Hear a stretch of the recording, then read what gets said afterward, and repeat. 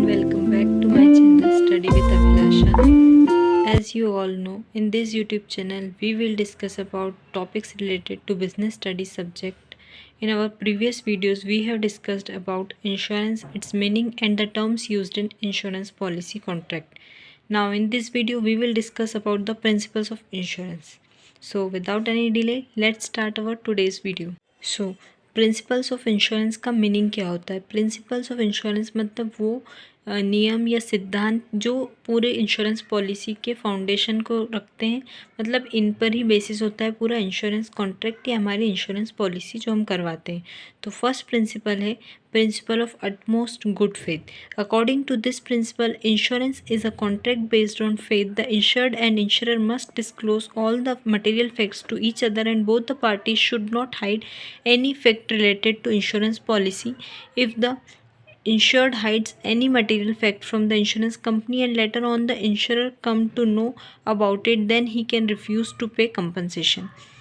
देखिए principle of utmost good faith क्या कहता है? अकॉर्डिंग टू दिस प्रिंसिपल जो इंश्योर्ड है या इंश्योरर है, दोनों को ही सारे ही फैक्ट्स रिलेटेड जो भी चीज़ को लेकर वो इंश्योरेंस करवा रहे हैं उससे जुड़ी हुई सारी बातें एक दूसरे के सामने रखनी है, पूरा डिस्क्लोज करना है। कोई भी ऐसा फैक्ट या कोई बात छुपानी नहीं है, क्योंकि ये एक फेथ पर ही होता है। इंश्योरेंस का जो कॉन्ट्रैक्ट किया जाता है मतलब उन्हें सारी बातें एक दूसरे को बतानी है जिस भी चीज़ को लेकर वो इंश्योरेंस करा रहे हैं। फॉर एग्ज़ाम्पल देख लेते हैं हम कि जैसे कोई व्यक्ति लाइफ इंश्योरेंस लेता है तो उसे इंश्योरेंस कंपनी को पहले ये बात बतानी है, अगर मान लो वो हार्ट पेशेंट या उसे कोई और बीमारी है तो उसे इन सब बातों के बारे में उसे बताना होगा। अगर मान लो वो नहीं बताता है और बाद में इंश्योरेंस कंपनी को या इंश्योरर को ऐसा कुछ पता चलता है तो वो फिर जो लॉस होता है उसे या फिर उसका जो भी फाइनेंशियल लॉस होता है उससे का कंपनसेशन देने से वो मना भी कर सकती है, इस प्रिंसिपल के आधार पर कि इन्होंने जो सारे फैक्ट्स थे वो डिस्क्लोज नहीं किए और इन्होंने बातें छुपाई। तो ये एक पहला प्रिंसिपल हो गया हमारा इंश्योरेंस का, principle of utmost good faith. Next principle है principle of insurable interest. According to this principle, the insured must have a financial or legal interest in the subject matter of the insurance. This means that the insured should suffer a financial loss if the insured event occurs. Principle of insurable interest क्या कहता है कि जो insured है यानी जिस व्यक्ति ने इंश्योरेंस लिया है उसका उस प्रॉपर या पर्टिकुलर सब्जेक्ट मैटर में जिसको लेकर उसने इंश्योरेंस लिया है उसमें कोई भी लीगल या फाइनेंशियल इंटरेस्ट इन्वॉल्व होना चाहिए। अगर ऐसा नहीं है तो वो एक फ्रॉडलेंट एक्टिविटी या गैम्बल कहलाएगा, इसीलिए उसका उसमें इंश्योरेबल इंटरेस्ट होना ज़रूरी है। मतलब उसको उससे कोई फाइनेंशियल लॉस होना चाहिए, कोई भी ऐसा इवेंट हो जाए जिसको लेके मान लो उसने इंश्योरेंस लिया है और उसमें कोई ऐसी घटना होती है जिससे उसको पर्टिकुलर कोई लॉस होना चाहिए, तभी उसको वो जो क्लेम है वो रिसीव होगा। फॉर एग्ज़ाम्पल कोई व्यक्ति अपने परिवार के लिए या अपने बच्चों के लिए, अपनी वाइफ के लिए, इनके लिए वो इंश्योरेंस पॉलिसी ले सकता है और मान लो उसे कोई लॉस होता है तो वो उसका जो भी क्लेम होता है वो देगा, तो वो एक इंश्योरेंस वैलिड माना जाएगा। लेकिन वो किसी स्ट्रेंजर के लिए लेता है तो वो इंश्योरेंस वैलिड नहीं माना जाएगा। वैसे ही जैसे एक इसमें हो सकता है कि मान लो कोई व्यक्ति है उसने कोई फैक्ट्री प्रेमिसेस पे उसने लोन लिया है, मान लो उसका ऑनर नहीं भी है तब भी उसने उस फैक्ट्री पे लोन लिया है, अब उसके लिए वो फायर इंश्योरेंस लेता है तो उसको वहाँ पे सही माना जाएगा क्योंकि उसको उससे नुकसान होगा। मान लो उस फैक्ट्री में कुछ होता है, उसने उस पर लोन ले रखा है तो उसका उसमें एक फाइनेंशियल इंटरेस्ट जुड़ा हुआ है। तो यही कहता है हमारा प्रिंसिपल ऑफ इंश्योरेबल इंटरेस्ट कि जो भी इंश्योर्ड है, जो व्यक्ति इंश्योरेंस करा रहा है उसको उस पर्टिकुलर जो इंश्योरेंस पॉलिसी में उसने जो भी सब्जेक्ट मैटर बताया है इंश्योरेंस का उससे उसको कोई फाइनेंशियल या लीगल उसमें उसका इंटरेस्ट होना चाहिए, उसको लॉस होना चाहिए या उससे मतलब उसका कुछ फाइनेंशियल लीगल इंटरेस्ट जुड़ा होना चाहिए, तभी वो मान्य होगा। ठीक है, फिर चलते हैं हमारे नेक्स्ट प्रिंसिपल पे जो है principle of indemnity. According to this principle, insurance is not a contract of making profit. The purpose of insurance is to bring back the insured in the same financial position as he was before the loss. देखिए principle of indemnity क्या कहता है कि जो insurance है व्यक्ति क्यों लेगा, प्रॉफिट बनाने के लिए नहीं ले रहा है। वो जो भी लॉस उसको कोई ऐसा एक इवेंट हो जाता है जिससे उसको कोई भी लॉस होता है किसी प्रकार का फाइनेंशियल लॉस, तो उससे उसको कंपनसेशन मिल सके, वो उसकी वापस उसी फाइनेंशियल पोजीशन में वापस आ सके, इसलिए इंश्योरेंस लिया जाता है। तो यही कहता है हमारा ये प्रिंसिपल कि उसको कोई प्रॉफिट बनाने के लिए नहीं किया जा रहा है कि इंश्योरेंस कंपनी से वो पैसा वसूल कर लेगा या उसे प्रॉफिट हो। इसका एक एग्जांपल देखते हैं हम। मान लो कोई व्यक्ति ने इंश्योरेंस लिया है, फायर इंश्योरेंस, उसकी फैक्ट्री के ऊपर 2 लाख रुपए का। अब वहाँ पे आग लग जाती है और उसको जो प्रॉपर लॉस होता है वो होता है ओनली 1 लाख रुपीज़ का। तो यहाँ पे जो इंश्योरेंस कंपनी है, इंश्योरर है, वो उसे 1 लाख रुपीज़ तक ही कंपनसेट करेगी। क्योंकि यहाँ पे उसका मेन उद्देश्य इंश्योरेंस का ये नहीं होता है कि प्रॉफिट कमाना है। मतलब उसने 2 लाख का लिया है तो उसको लॉस भले ही 1 का हुआ है तो उसे 2 देना है, ऐसा नहीं होता है। ये प्रॉफिट बनाने के लिए नहीं, ये सिर्फ कंपनसेशन दिया जाता है ताकि वो उसकी जो फाइनेंशियल पोजीशन है उसमें वापस आ सके जैसा वो पहले था। तो ये होता है हमारा principle of indemnity. Then next principle है हमारा प्रिंसिपल ऑफ कंट्रीब्यूशन।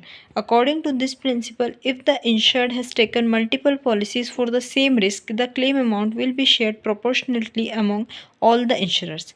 देखिए प्रिंसिपल ऑफ कंट्रीब्यूशन क्या कह रहा है कि अगर जो इंश्योर्ड है, यानी किसी व्यक्ति ने अगर इंश्योरेंस लिया है और उसने बहुत सारी पॉलिसीज़ ले रखी एक ही रिस्क को लेके, मान लो उसने बहुत सारे फायर इंश्योरेंस करवा रखे अपने घर के, तो जो भी क्लेम अमाउंट होगी या जो भी उसको लॉस होगा वो सभी इंश्योरर के बीच में, सभी कंपनीज या इंश्योरर के बीच में प्रोपोर्शनेटली बांट दिया जाएगा। ऐसे नहीं कि वो सबसे अलग अलग क्लेम लेगा।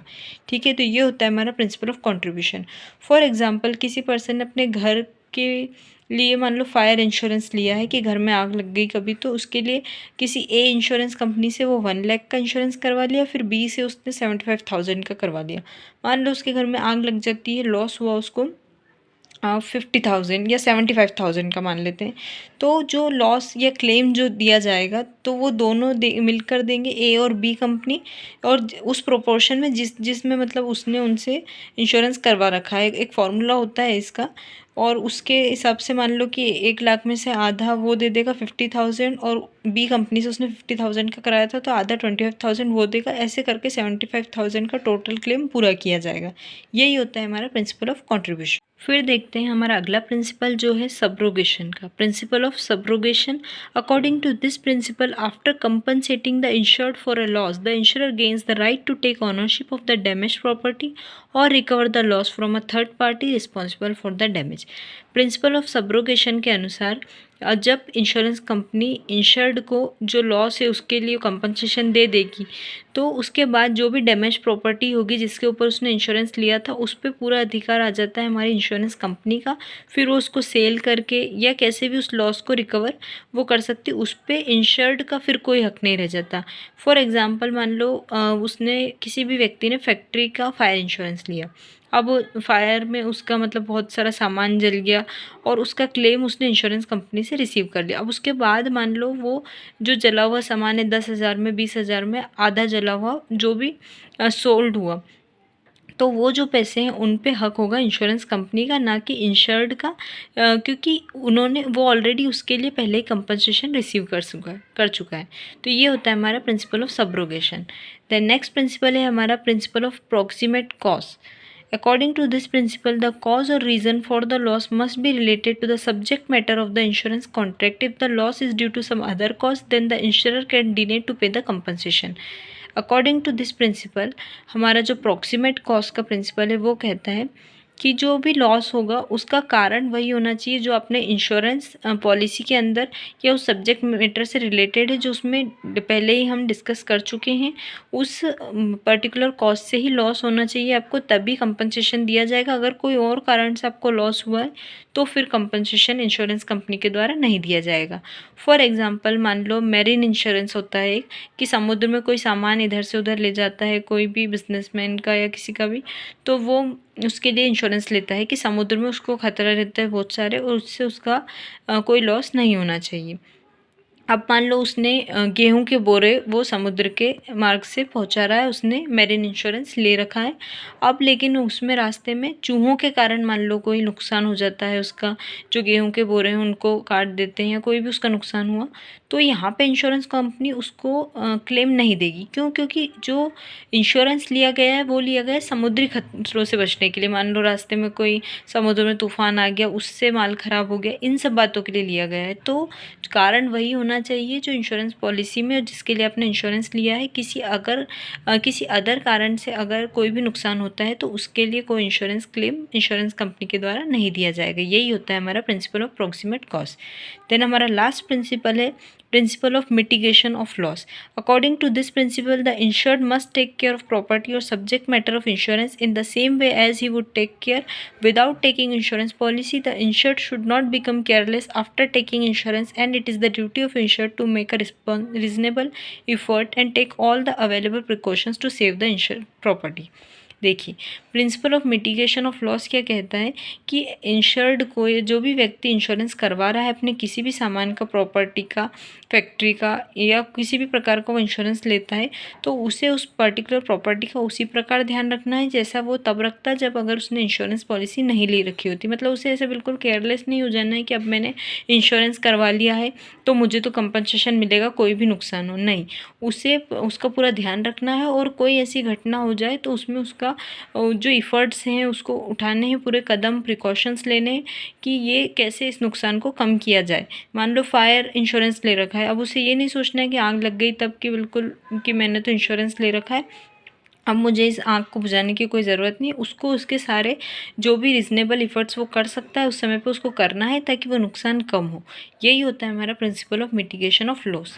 आई होप ये सारे प्रिंसिपल्स आपको अच्छे से समझ में आ गए होंगे जो आज की इस वीडियो में हमने डिस्कस किए हैं। थोड़ा सा फास्ट हो गया था क्योंकि ये बहुत लंबा चला जाता, एंड मैंने इसमें ठीक से एग्जाम्पल भी इसीलिए नहीं लिखे हैं, बाकी आपको समझा दिए हैं। आप एक और बार इसको अगर वापस से देखेंगे वीडियो को तो आपको और अच्छे से समझ में आ जाएगा। So that's it for today's video.